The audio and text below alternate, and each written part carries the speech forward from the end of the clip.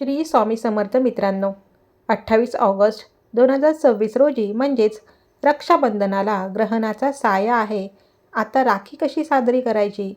अशा अनेक बातम्या आणि अफवा सध्या सोशल मीडियावर पसरवल्या जात आहेत. यामुळे बऱ्याच जणांच्या मनात गोंधळ निर्माण झाला आहे. म्हणून तर आजच्या या व्हिडिओमध्ये आपण याबद्दलची खरी आणि सविस्तर माहिती सोप्या शब्दात जाणून घेणार आहोत. चला तर मग सुरुवात करते. ग्रहाबद्दलची खरी माहिती.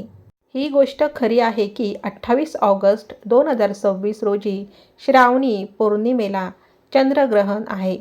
पण सर्वात महत्त्वाची गोष्ट म्हणजे हे चंद्रग्रहण भारतामध्ये दिसणार नाही. भारतात हे ग्रहण दिसणार नसल्यामुळे याचा कोणताही सूतक काळ आपल्याकडे पाळण्याची अजिबात गरज नाही. हे ग्रहण पाकिस्तान, अफगाणिस्तान, इराण, अमेरिका आणि सौदी अरेबिया अशा देशांमध्ये दिसणार आहे.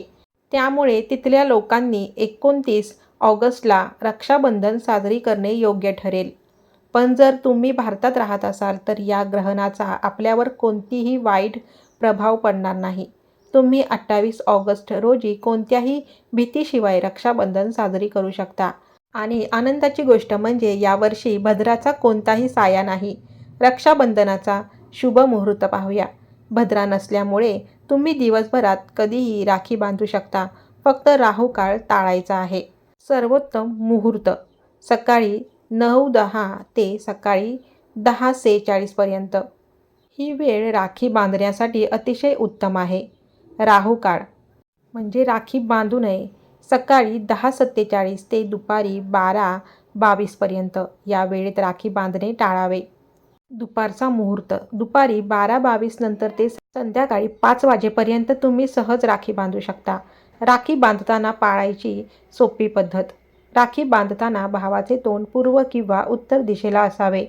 पूजेच्या थाळीमध्ये रोळी, अक्षता, दिवा, मिठाई आणि राखी ठेवावी.